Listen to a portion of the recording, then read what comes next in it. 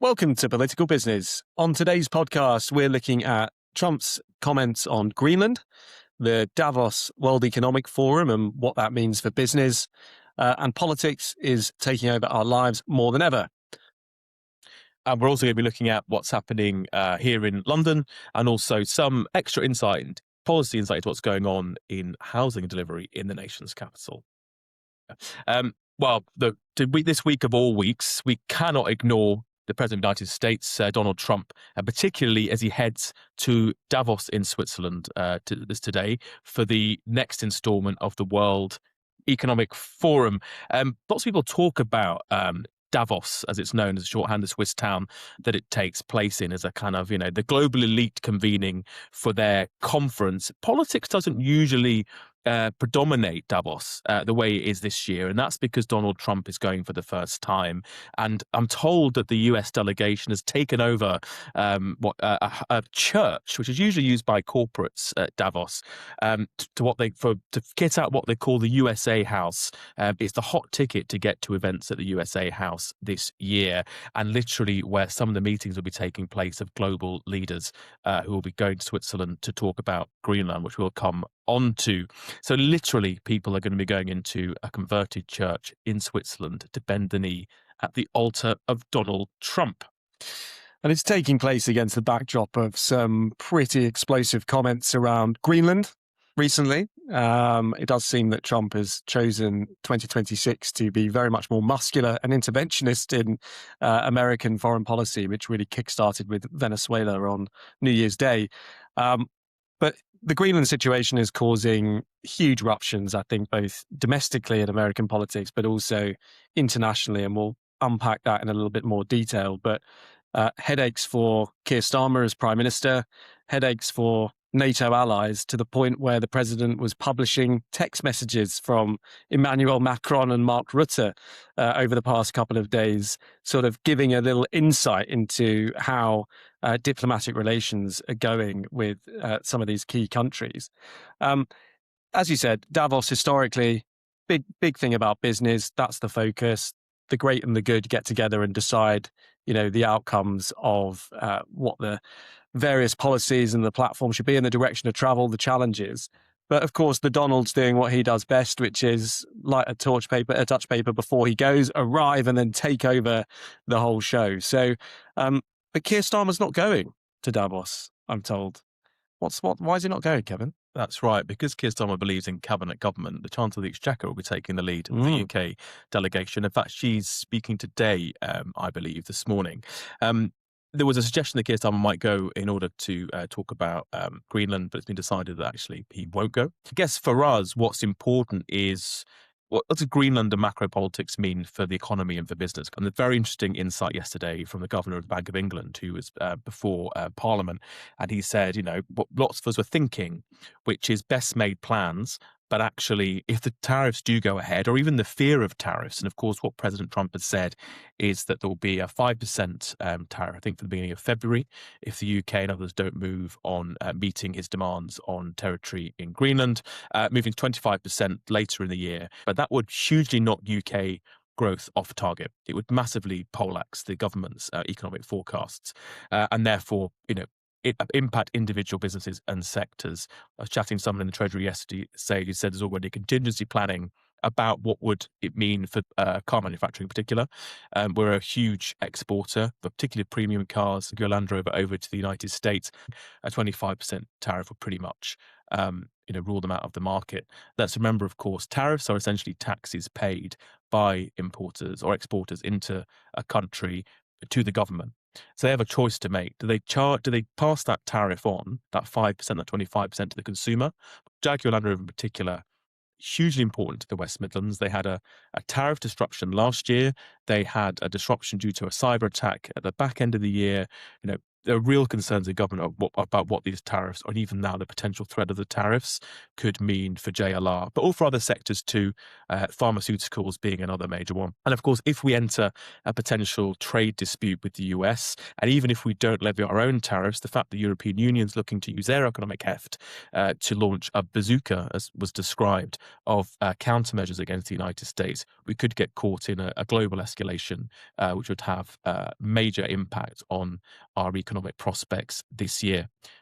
And what does that mean for the Prime Minister, politics and business?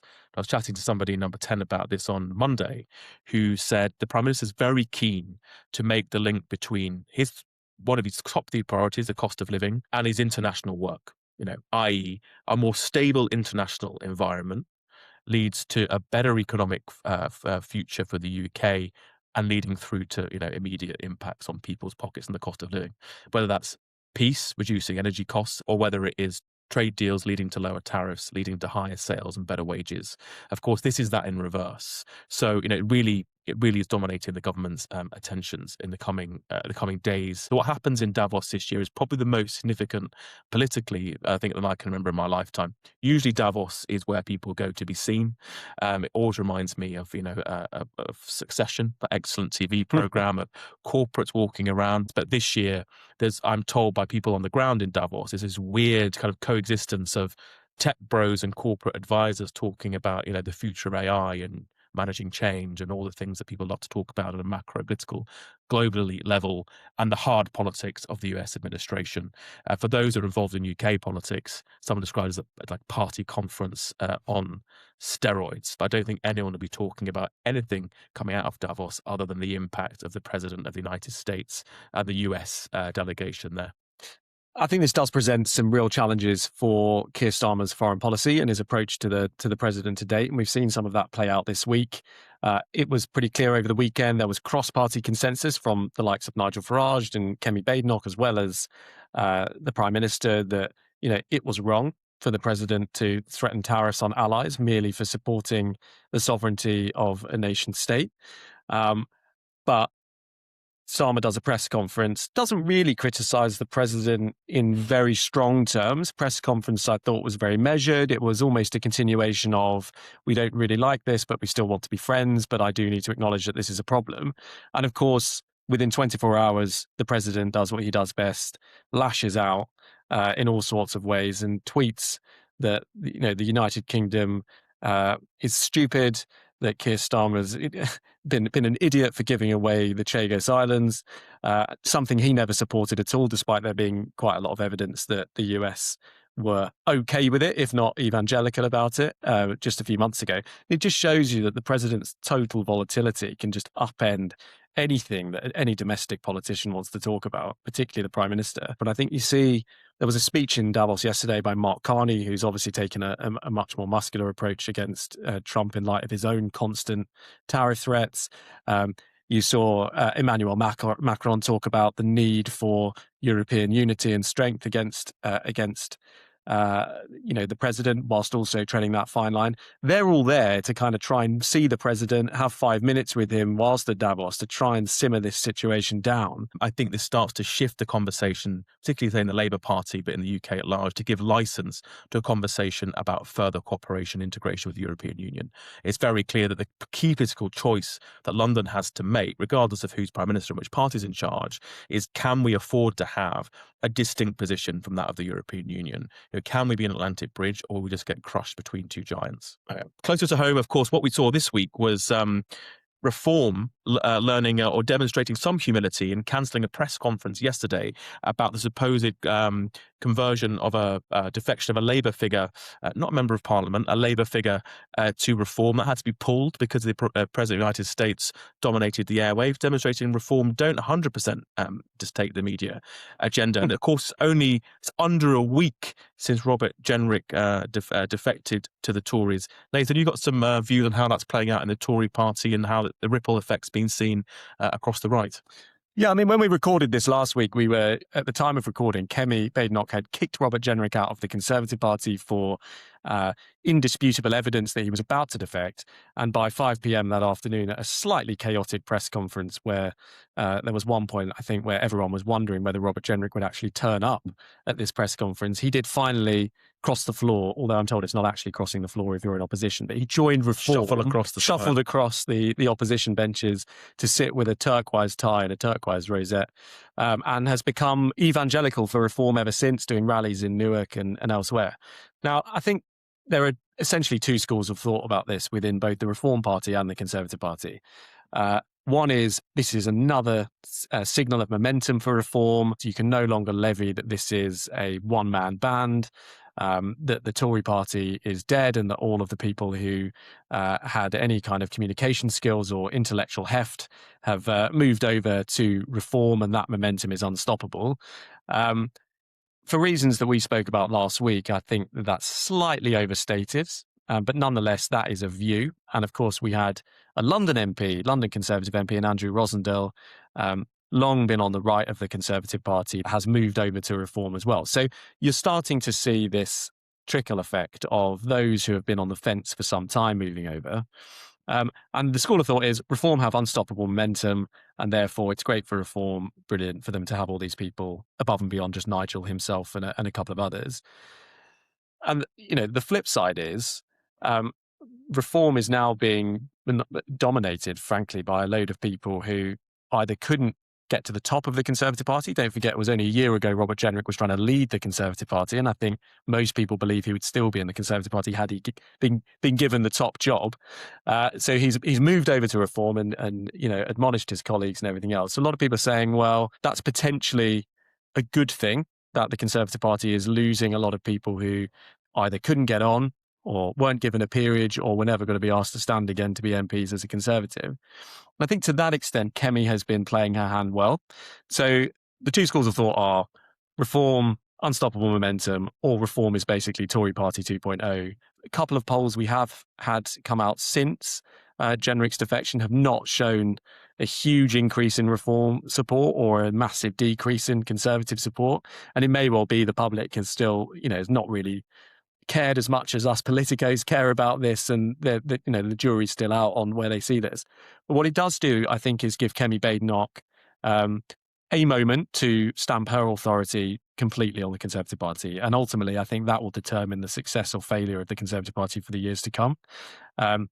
She has clearly chosen to say, look, we're not going to be dragged to the centre, as some people are saying. We're still a centre-right party. But actually, this is about values, and this is about people who you can trust to deliver on those priorities rather than people that are following polls and moving around. Look, let's see. Her personal approval ratings have gone up as a result of some of the decisions she's made in the last week. Will that play out into actual election results? We've got a big set of elections in May where everything will become much, much clearer in that space.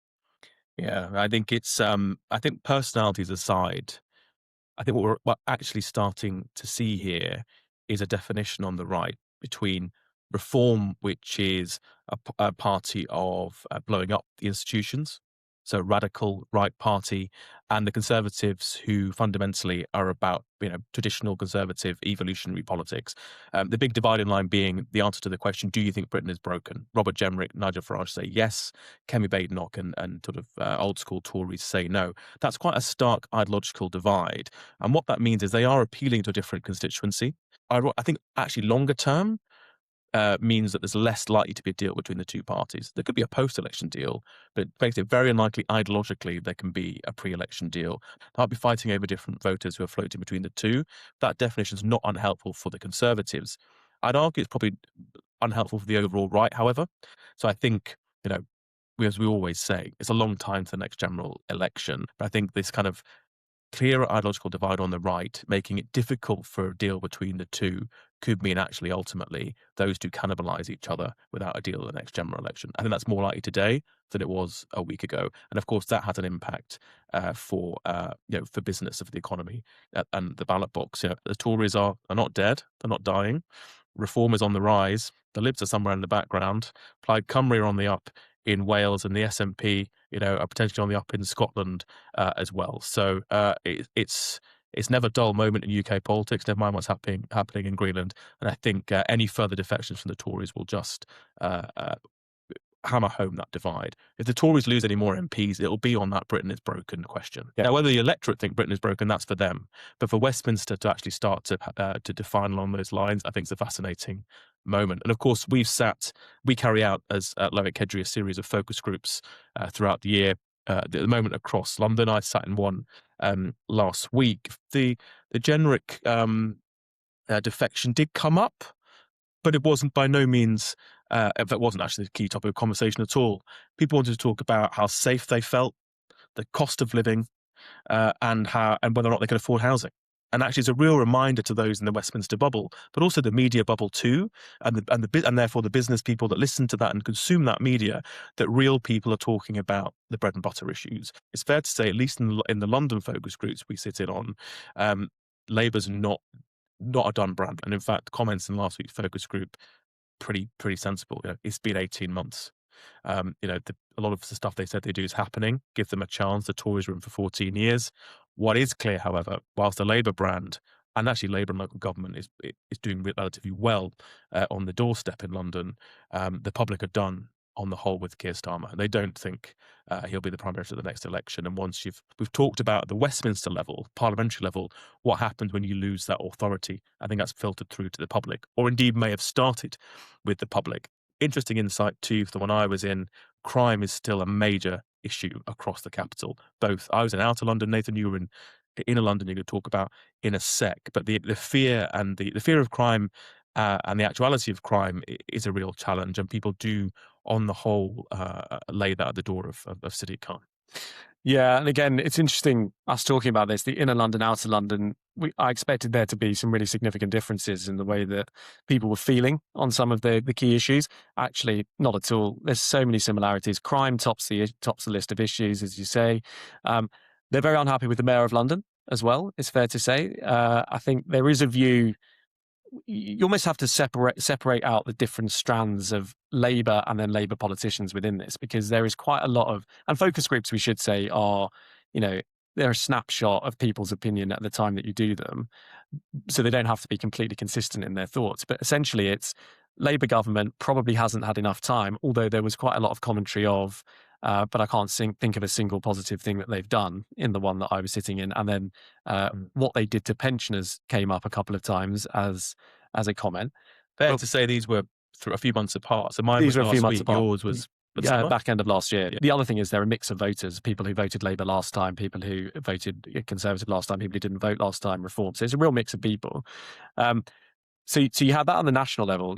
But for Sadiq, they felt he'd been in power for a very long time, and they felt he personally, there were some pretty difficult words for the mayor to hear in that, out of touch, untrustworthy, arrogant came through as words to just express when talking about the Mayor of London. And they sort of see him as separate from the Labour government, but as a London politician who's been in power for a long time, who they're not particularly content with, particularly on issues like crime. Then Keir Starmer, as you say, Kevin, came out with a lot of criticism. The people, I think, have, for better or worse, concluded that he himself as an individual is not seen positively and is done. And you see that in his own approval ratings. But the Labour Party brand itself, though damaged just by virtue of being in government and some of the mistakes that have been made, is not being written off. And I think that presents something to work through, because when you talk about Conservative politicians in the same sort of focus group, and indeed Reform politicians, you get some pretty strong views on Nigel Farage. You either love him or you don't love him, essentially. It's a bit of the kind of Boris factor. Reform itself is seen as a party that doesn't have a coherent set of policies yet, and has some work to do. As an actual brand, the Conservative Party is extremely tainted. But then you start drilling down into individuals like Kemi Badenoch, and people say, actually, we quite like her. We think what she's doing is we get what she's trying to do. So there's a lot of hope in there if you have an election for all parties, actually, if you can position it correctly. But a number of challenges. And I think how the election question, there's always an election question. If opposition parties frame it as a referendum on the Mayor of London and Keir Starmer, it will be very, very difficult for incumbent Labour local authorities and Labour candidates. If it's framed instead on local track record, local politicians, and the overall Labour brand, then I think that we will see some surprises, particularly in wards and boroughs where we're going to be dealing with very, very small numbers of votes and small margins. So although that doesn't give us any definitive answers as to what will happen in May, it paints quite an interesting picture, and we'll start to see the political parties frame their local election arguments around some of this research. And I think, as you say, it doesn't give us any definitive answers. I think what it does signal, however, is that unlike outside London, so this is just in London, and I think references particularly to the Reform brand and the Labour brand are very different in London than outside. I don't think it's going to be as bad a night for Labour in London as some of the national polls suggest. I think Scotland, Wales, a whole different ballgame, and some of the provincial elections. If it is a bad night for Labour in London, then that will be the tip of the iceberg. But if it is a slightly more, I've sat in on focus groups when Labour's lost heavily, and it doesn't feel like that. I've sat in on focus groups when the Tories have lost heavily, and they did. So I think what it suggests is actually London is going to be highly atomised, and different boroughs will have results that don't necessarily bear similarity to their neighbours, which could be demographically quite similar. So I think it suggests that London is a bit of a kaleidoscope about to be shaken. And thinking about effective policy in London, we've had some data this week from Molior, which London house building has collapsed by 84% in the last decade as sales are plunging, as well as housing starts. According to the data, London needs 88,000 new homes a year, but it shows that just 14,000 homes are expected to be completed in 27 and 28, so a 92% shortfall. So it's kind of happening at both ends of the market. Sales down, housing starts down. Not a pretty picture for those people in London trying to build, baby, build. Last year, the government announced the accelerator package. How is that playing out now, Kevin? We haven't got it in place yet, but what are you hearing from the industry? Well, I think it's worth saying that last year the government focused on planning reform. What we don't have in London is a problem with planning consents. There are tens of thousands of units consented and unable to be built. So London does not have a planning problem in terms of housing delivery. What it has is a build problem. That's partly based on regulatory barriers that have been slightly addressed around the Gateway 2 process post-Grenfell for tall buildings, which, because of the nature of housing in London particularly, is a London-focused issue. That's beginning to be unblocked this year, but it's primarily around sales. Both domestically and internationally. We're just not selling the number of homes that are currently being built, never mind those that are consented. So the government came up with MHCLG and GLA, a package to get some build happening with social housing. And social housing tends to unlock wider development in the planning consent because of the way the consents are structured. And that broadly brought the affordable housing requirement down on developers from 35% to 20%. It's fair to say that the package as consulted on the announcement created, as a positive signal to the development industry. The package as consulted on necessarily, has very strict criteria, which it's clear now that, lots of proposed developments or current developments don't meet. And therefore, in practical terms, the GLA is looking at actually how could that criteria be slightly broadened, or could they take a more expansive view in order to get schemes that have either been consented and need to be amended, or schemes that are coming through the planning system can meet that can activate that 20%, release that grant funding, despite not necessarily meeting 100% the criteria that was laid out before Christmas. So I think the industry's given a clear voice to the GLA and central government. They've listened, and we expect to see some movement on that. So hopefully a year in which, yes, there'll be more announcements of spades in the ground. And I think that's certainly the case with some of our clients. So a very good example of engaging in the policy process as a business, both from calling for change, engaging in the shape of policy, responding to the consultation, and then following up with direct engagement with the relevant government body. That's important because I think the next conversation I'm hearing from Treasury and central government and the GLA is actually we need to do something to kickstart the sales market, and something along the lines of Help to Buy, but particularly London focused, is seen as actually a real solution. We need to get people moving, and perhaps even have a scheme that might incentivize people out of social housing to buy, whether it's an intermediate housing product with the help of subsidy. But fundamentally, that rests on the principle that government funds, our taxpayer money, is going to have to be used to a greater degree than it has been in the past to get the housing market moving, then that's the conversation this year. And that's the conversation developers and house builders need to be in. What can they do, joint with government, in order to get that purchase market, particularly first-time buyers and second steppers, moving? And that's something we're working on closely as Loic Kedri, with the GLA clients, with the Treasury at Number 10. So, people are interested, do get in touch about that. We really are leading the conversation on this. Know where to go. That brings us to a close for this week's episode. We always like to leave this with 3 pieces of advice. So, Kevin, what's your first piece of advice? Global politics does matter, but the best piece of advice is when watching Trump and Greenland is just to stay calm, think about the long term, but make sure you're in touch with government and giving your views and your company's experience to central government, because what matters on the ground, on the shop floor, does impact our international relations. And for those focused on London politics is set to become even more fractured in May. You've seen a snapshot of that with the focus groups we've spoken about in this episode. If you need help navigating all political parties, you know where we are. And when it comes to that direct policy conversation on house building incentives and others, then do come to us, because it's important to be in the room, whether that's at MHCLG, the Treasury, or indeed Number 10. That's it from us. Thanks for listening to this episode, and we'll see you next week. Thank you. Speak next week. Bye-bye.